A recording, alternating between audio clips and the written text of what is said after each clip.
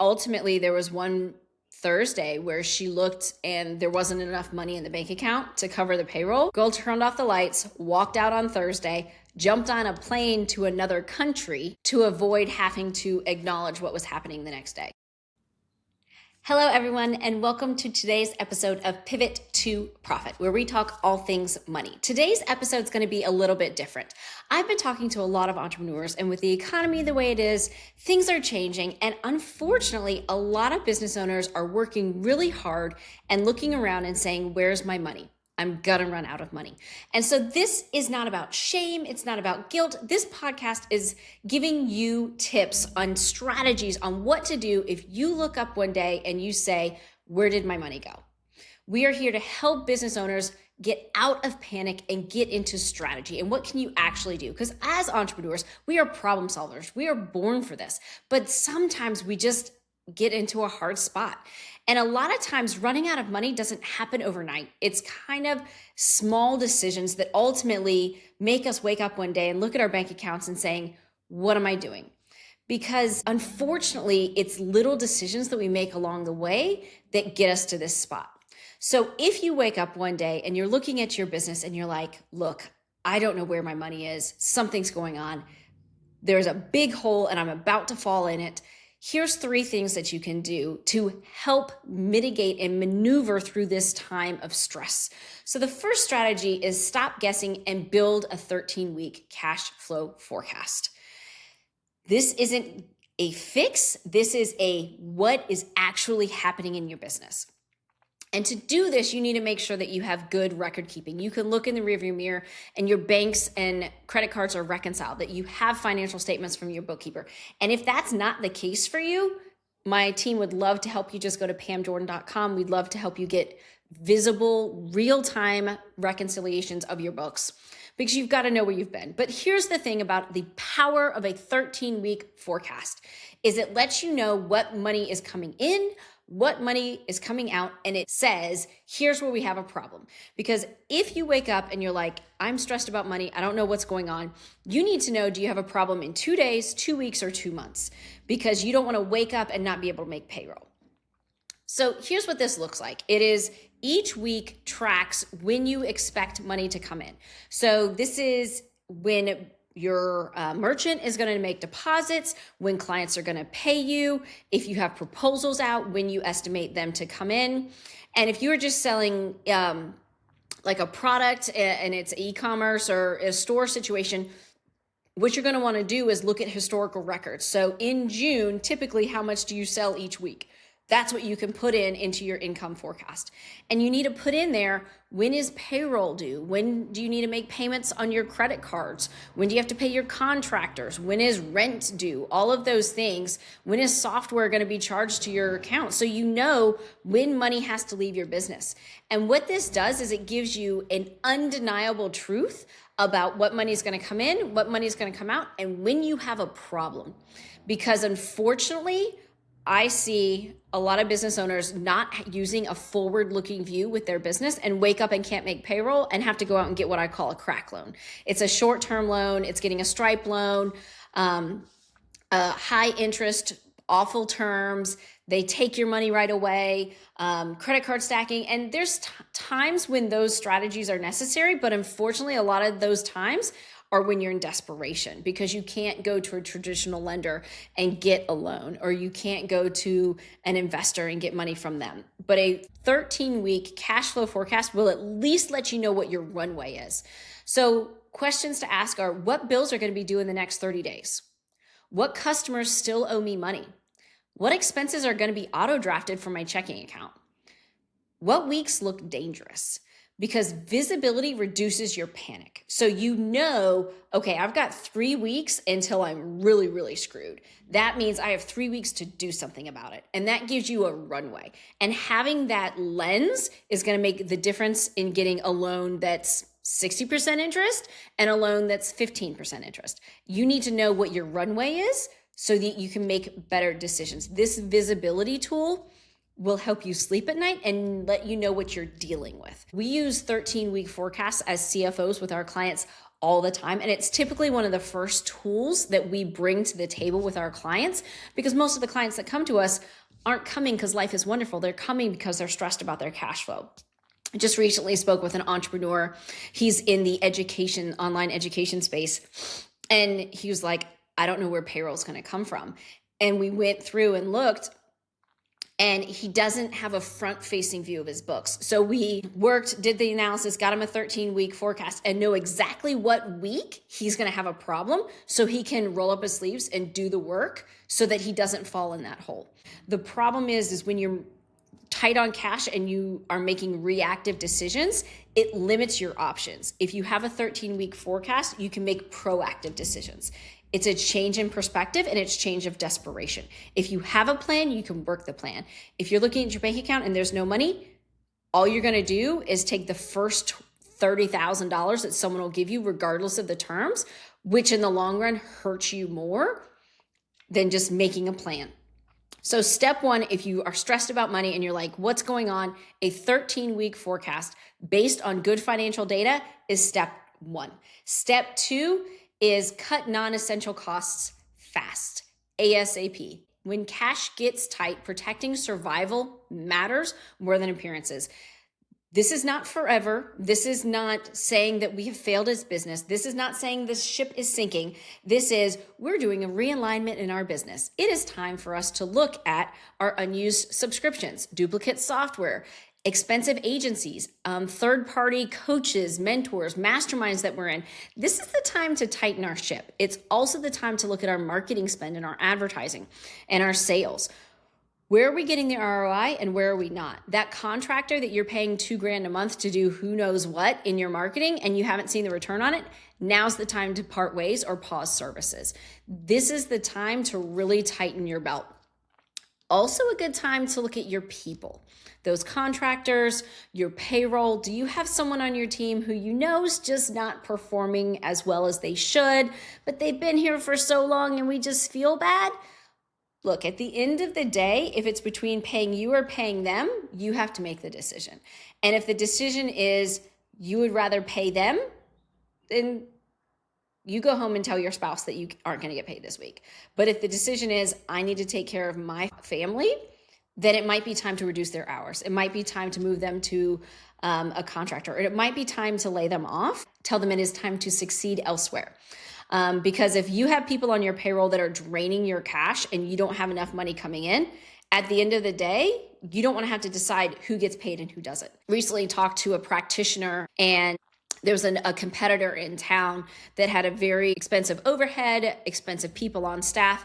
And ultimately there was one Thursday where she looked and there wasn't enough money in the bank account to cover the payroll. Girl turned off the lights, walked out on Thursday, jumped on a plane to another country to avoid having to acknowledge what was happening the next day. So the next day when her team woke up and realized that they didn't get paid, she was on a plane.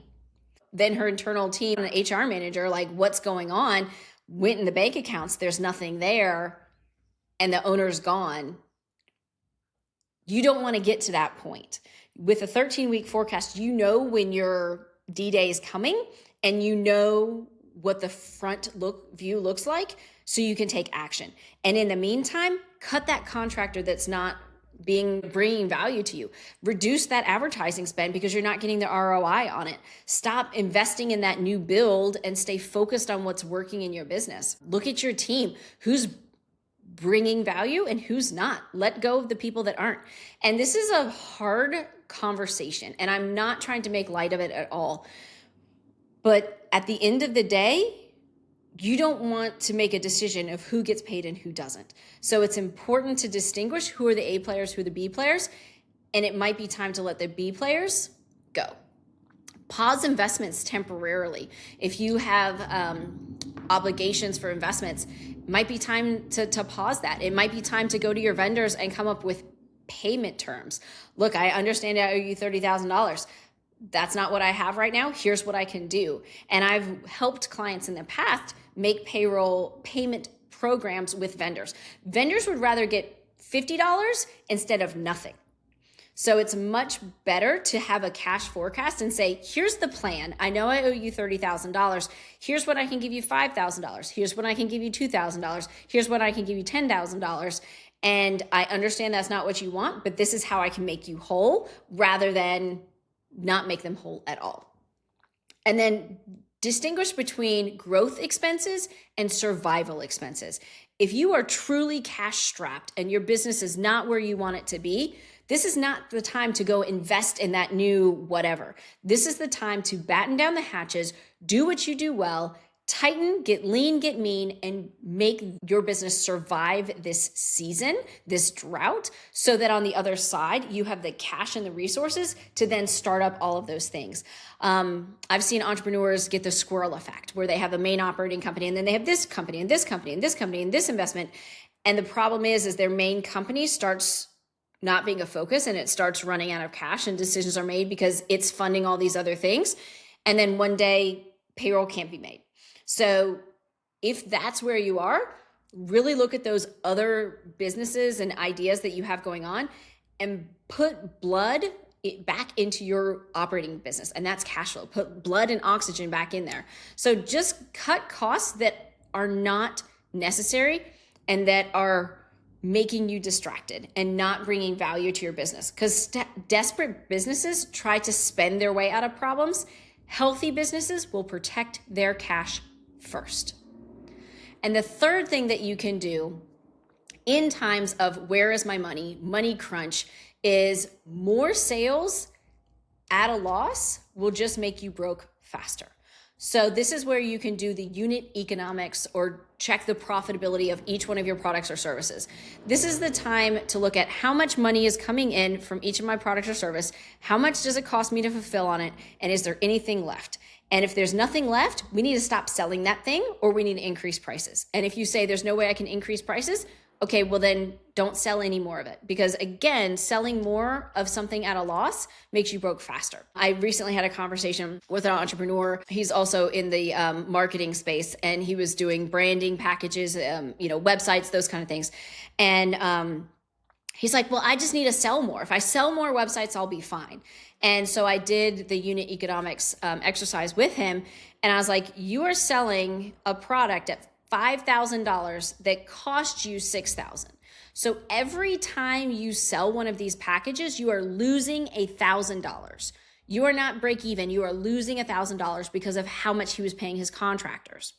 And so I said, so selling 2 of these doesn't make you lose $1,000. It makes you lose $2,000. And selling 3 of these packages makes you lose $3,000. So while yes, $15,000 is coming in, you are having to come out of your personal pocket $3,000 just to fulfill on those packages. So if money is tight, it is really time to understand what you should be charging.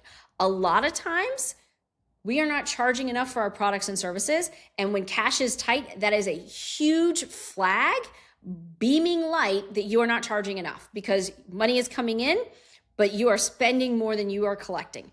So this is a good time to understand which of your products and services are making money for you and which ones aren't, and stop doing the ones that aren't. Revenue is vanity, profit is reality. Money in the bank that stays, that is yours, is the difference. So if your offer is not profitable, selling more of it just causes more problems.